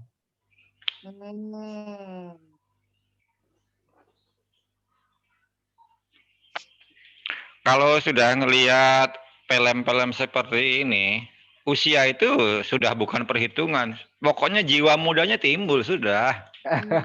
Wis, Babe berasa 18 nih kalau kayak gini, Babe. Asik, Babe mau kapan ketemu Babe ntar. naik gunung kapan Babe? Umur berapa? Saya sejak SMP kan saya kan anggota KSR untuk mendapat baret dari dari PMI itu ya naik ke Gunung Gede itu syaratnya itu sudah. Jadi setelah latihan anggota KSR loh.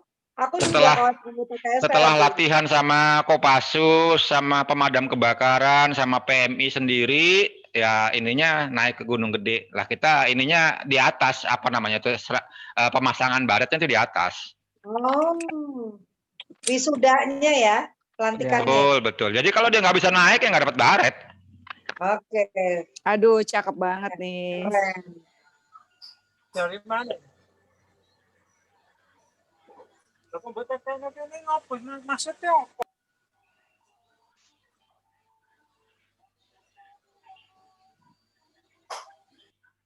Ya, Keren. gitu. Keren banget Keren tuh Mas mereka. Rega, suami istri tuh. Klop banget ya. Ya Allah, itu udah sejiwanya udah sampai udah ke jantung itu mah. Seluruh darah dan nadi itu. Jadi udah Uni sejiwa siap banget. ya latihan ya Uni ya. Insya Allah. Alhamdulillah. Pokoknya semua KF Warriors kita di Keto Fitness ini memang untuk bareng-bareng belajar, bareng-bareng olahraga, bareng-bareng sehat. Karena di KF itu 5 pilar nggak boleh satu pun cheating. Nah di sini Mas Ebi kasih wadah kita yang mau olahraga dan juga menyemangati, apalagi yang males olahraga. Mulai sekarang tuh kasih goal aja. Kita punya tujuan, destinasi, punya target supaya kita itu bergerak, nggak makin tambah usia makin males. Betul, Mbak. Jangan mager lah, pokoknya harus gerak terus. Ini kalau ada target gini kan nggak usah jauh-jauh yang Gunung Gede, yang Sentul aja kan udah pada semangat nih. Iya. Cika mau ikut Cika katanya. Teh. Aku mah bawain bagian kuehnya aja ya Teh.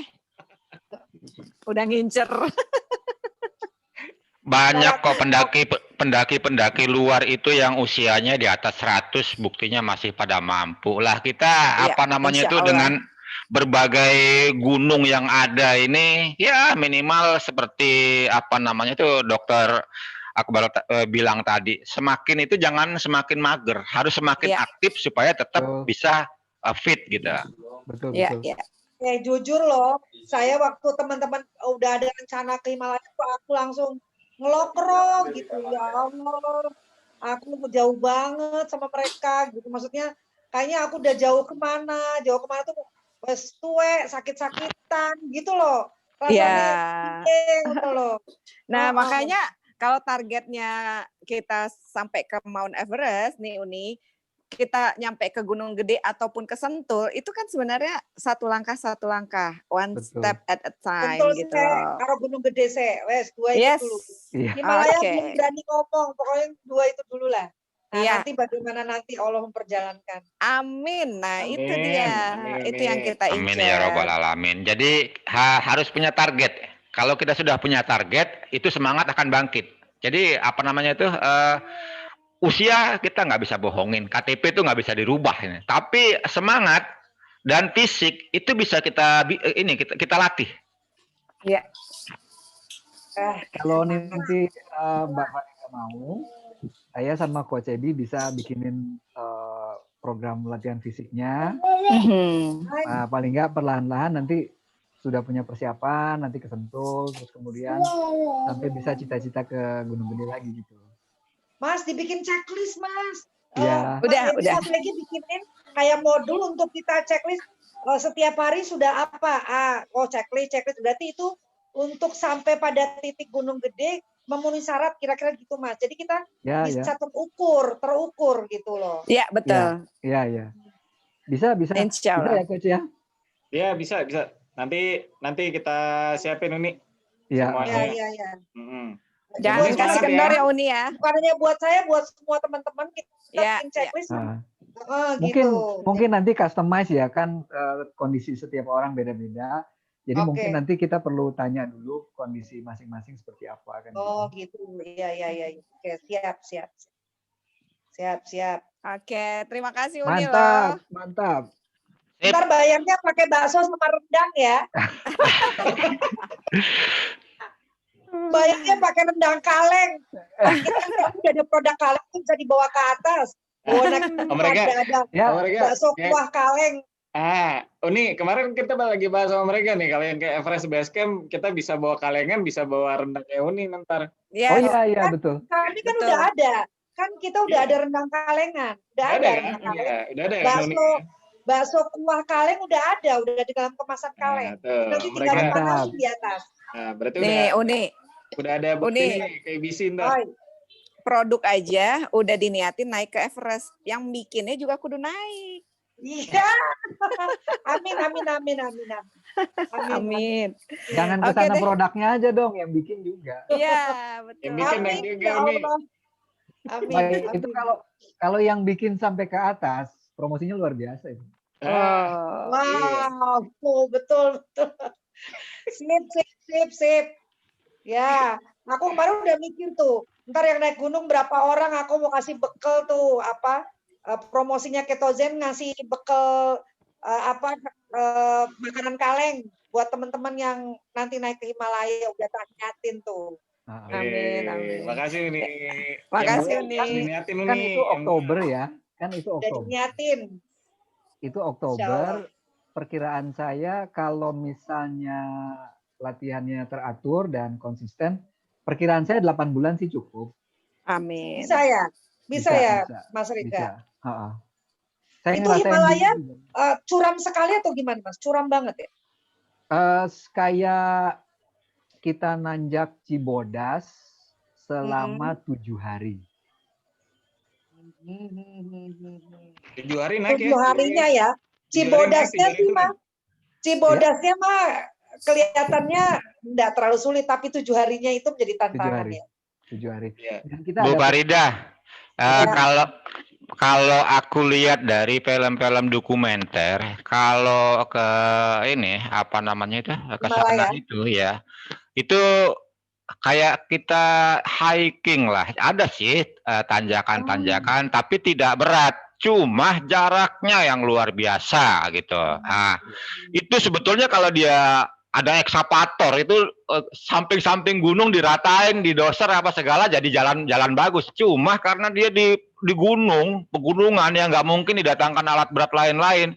Ya semua orang harus jalan. Jangankan kita, penduduk sana sendiri itu ya kalau dia ngangkut bahan pangan apa segala, kayu-kayu, semen, batu, itu berhari-hari dipanggul itu. Yang saya lihat seperti itu, nggak tahu kalau sekarang. Berarti itu Sama. long term ya. Ketahanan Iya. untuk long term itu ya energinya itu ya. Betul. Yang sebetulnya yang tadi saya cerita itu adalah medannya ya. Medannya itu seperti kita naik Gunung Gede via Cibodas selama 7 hari.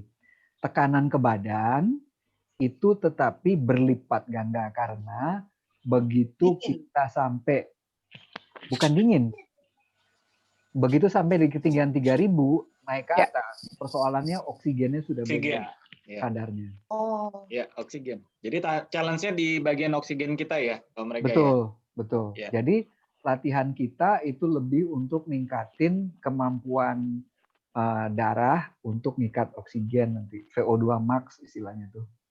Badan lebih efisien gitu mungkin ya Om? Bukan, iya ya, lebih efisien terhadap kondisi rendah oksigen jadinya. Ya.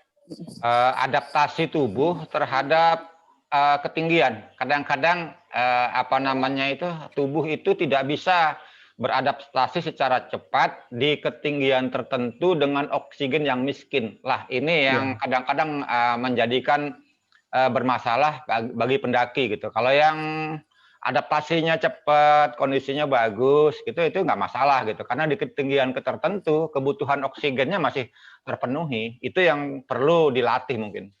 Oke. Nah, mereka ini kalau ke Gunung Gede kita bisa jajal untuk VO2 max-nya nggak?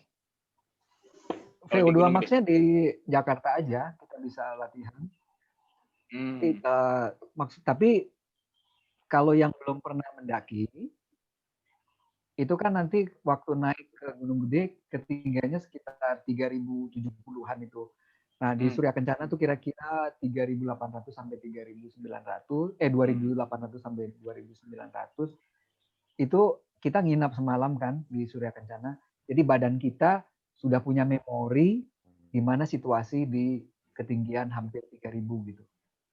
Ya, makanya kalau dari Coach Rahmat kan intinya kan Gunung Gede kan sebagai proses aklimatisasinya di situ. Betul. Kan untuk jajal ke ABC-nya. Iya, bisa. Karena nanti kalau di ABC itu ketinggian 3000 itu ada di tempat namanya Namche Bazar. Di Namche Bazar itu biasanya kita nginapnya 2 malam.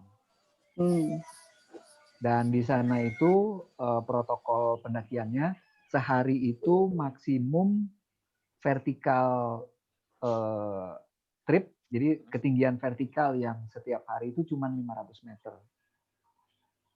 Oke. Jadi makanya kita itu butuh sampai 7 hari. Kalau misalnya pendaki yang udah biasa atau misalnya orang sana gitu ya, itu dari bawah sampai ke atas itu mungkin 2-3 hari udah sampai ya.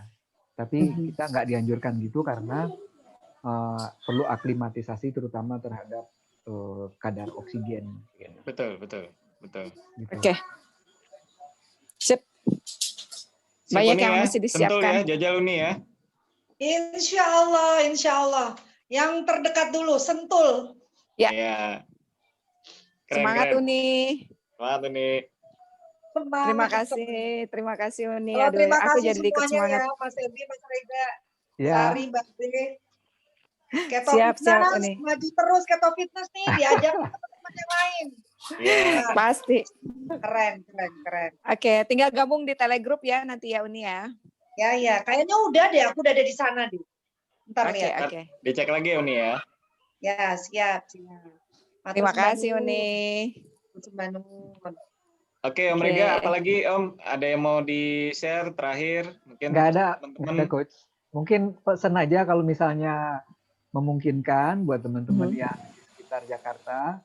Rencananya kan nanti seminggu sekali kita ketemu latihan, bisa ngobrol-ngobrol gitu. Sarannya Coach Ebi, kalau bisa hadir akan lebih baik supaya kita bisa lebih banyak persiapan. Tentu nanti rencananya Coach Ebi juga tetap ada online Zoom-nya juga nanti gitu. Oke, Om. masalah gear segala macam kan buat teman-teman yang nggak di Jakarta yang nggak bisa ketemu kan mereka juga perlu tahu masalahnya. Iya betul. Ya, ya. Dan kebetulan kalau anak-anakku sih udah libur ya.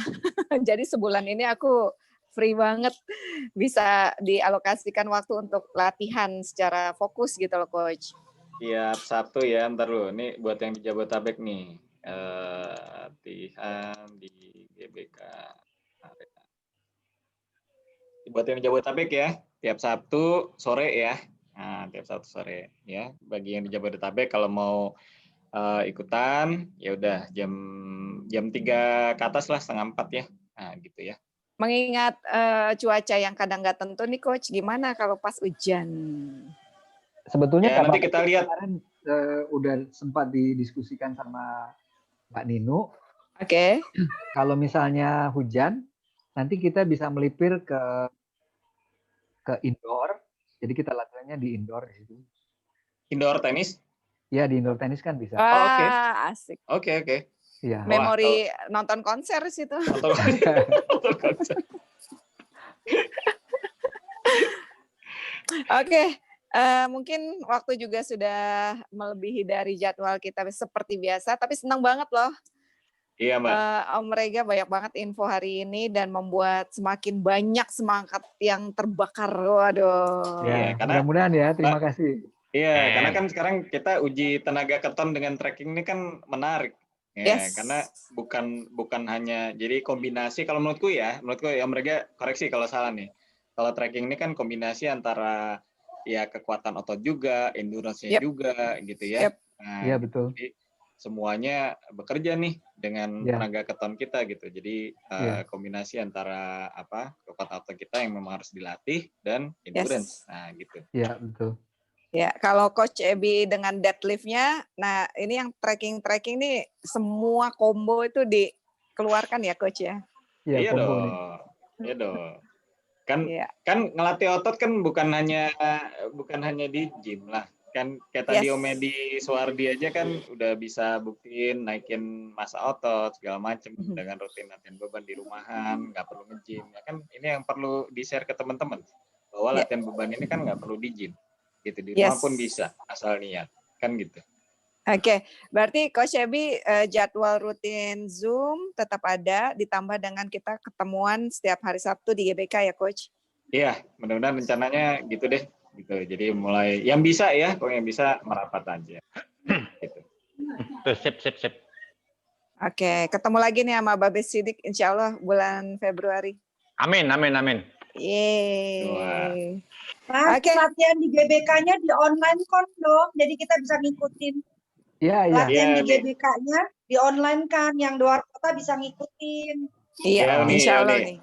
Ntar kita pikirkan caranya untuk biar online-nya. Ya kan Mas Tio sudah nyediakan katanya boleh dipakai untuk fasilitas teman-teman warrior. Oh, Pakai itu aja gitu. akun Zoom-nya, iya. Ya, Zoom-nya. Gitu. Oke, terima kasih Uni, terima kasih semua KF Warriors. Oke, kita tutup Coach. Terima kasih ya Mereka sharingnya luar biasa. Sama-sama. Ya, semoga bisa luar biasa ke teman-teman yang lain ya. Gitu aja sih, Mbak Sari. Oke. Terima kasih ya untuk semuanya, Coach Ebi, narasumber kita ada Dr. Harun Albar, kemudian ada Om Edi Suwardi, dan hari ini Om Rega memberikan sharingnya waktu trekking ke Swedia ya? Iya. Oke, dan mudah-mudahan nanti program yang dari Keto Fitness, apakah itu Zoom online, kelas free basic weight training, kemudian juga nanti ada latihan setiap Sabtu, pokoknya ikutin aja, jadikan gaya hidup dan menjadi salah satu pilar kuat selama kita ber-KF. Setuju ya semua ya? Oke. Saya mohon maaf atas semua salah kata dan terima kasih. Semua kebaikan itu berasal dari Allah dan semua kesalahan itu berasal dari saya. Mohon pamit di hari Minggu tanggal 13 November ya masih. Desember. Udah di penghujung tahun. Nanti kita ketemu lagi 2 minggu di Zoom selanjutnya. Siapakah narasumbernya dan apakah kita sudah mencapai level yang lebih baik daripada kita kemarin. Mudah-mudahan semuanya bisa konsisten, istiqomah dan tetap. Amin. menjaga amin. kesehatan kita. Oke, pamit dulu. Amin. Assalamualaikum warahmatullahi wabarakatuh. Waalaikumsalam. Waalaikumsalam warahmatullahi wabarakatuh.